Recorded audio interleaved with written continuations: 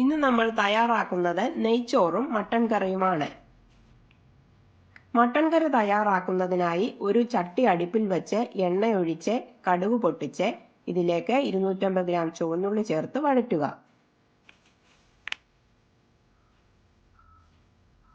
ഇതിലേക്ക് 3 പച്ചമുളകും ഇഞ്ചി വെളുത്തുള്ളി പേസ്റ്റും കൂടി ചേർത്ത് വഴറ്റുക.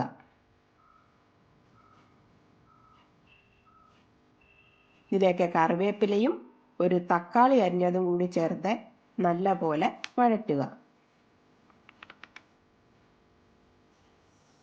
നന്നായി വഴലുമ്പോൾ 2 ടേബിൾ സ്പൂൺ മല്ലിപ്പൊടി, 1/2 ടേബിൾ സ്പൂൺ മുളക് പൊടി, 1 ടീസ്പൂൺ മഞ്ഞൾപ്പൊടി ഇവ ചേർത്ത് നല്ലപോലെ വഴറ്റി പച്ചമണം മാറുമ്പോൾ ഇതിലേക്ക് കഴുകി വെച്ചിരിക്കുന്ന 1/2 കിലോഗ്രാം മട്ടൻ കൂടി ചേർത്ത് ഇളക്കുക.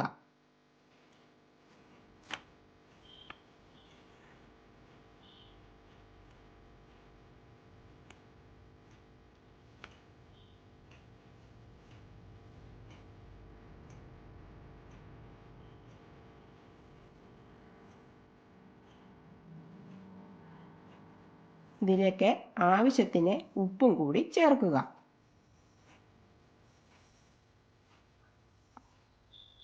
ഒരു കപ്പ് ചൂടുവെള്ളം കൂടി ഒഴിച്ച് അടച്ചു വെച്ച് വേവിക്കുക.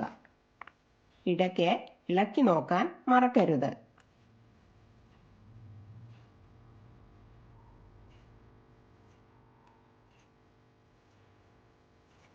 ഇരുപത് മിനിറ്റിന് ശേഷം മട്ടൺ തുറന്ന് വേവ് നോക്കി വെന്തിട്ടുണ്ടെങ്കിൽ ഇതിലേക്ക് 1 ടീസ്പൂൺ കുരുമുളക് പൊടിയും 1 ടീസ്പൂൺ ഗരം മസാലപ്പൊടിയും കൂടി ചേർത്ത് ഇളക്കുക.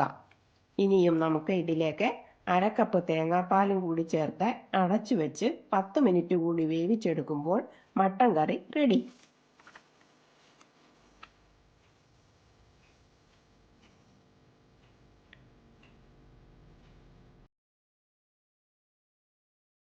ഇനി നമുക്ക് നെയ്ച്ചോറ് തയ്യാറാക്കുന്നത് എങ്ങനെയാണെന്ന് നോക്കാം. ഒരു കുക്കർ അടുപ്പിൽ വെച്ച് 3 ടേബിൾ സ്പൂൺ നെയ്യ് ഒഴിച്ച് ചൂടാകുമ്പോൾ ഒരു കറുവപ്പട്ട, 3 ഗ്രാമ്പു, 3 ഏലയ്ക്ക ഇവ ചേർക്കുക. മൂക്കുമ്പോൾ ഒരു ചെറിയ സവാള അരിഞ്ഞ് ചേർത്ത് വഴറ്റുക. ഇതിലേക്ക് ഒരു കഷ്ണം ഇഞ്ചി ചതച്ചതും കൂടി ചേർത്ത് വഴറ്റുക.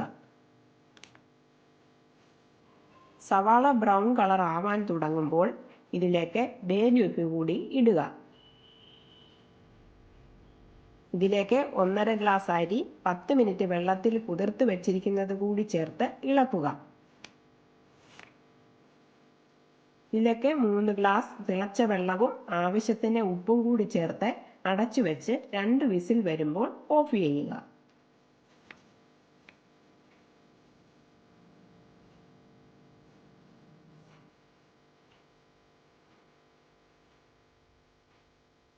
സ്റ്റീം പോയതിന് ശേഷം തുറന്നെടുക്കുമ്പോൾ സ്വാദിഷ്ടമായ നെയ്ച്ചോറ് റെഡി. ഇപ്പോൾ നമ്മൾ നെയ്ച്ചോറും മട്ടൻ കറിയും തയ്യാറാക്കി. ഇത് വളരെ നല്ല ഒരു കോമ്പിനേഷനാണ്, നല്ല ടേസ്റ്റിയാണ്. നിങ്ങൾ എല്ലാവരും ഇത് തയ്യാറാക്കി നോക്കണം. താങ്ക്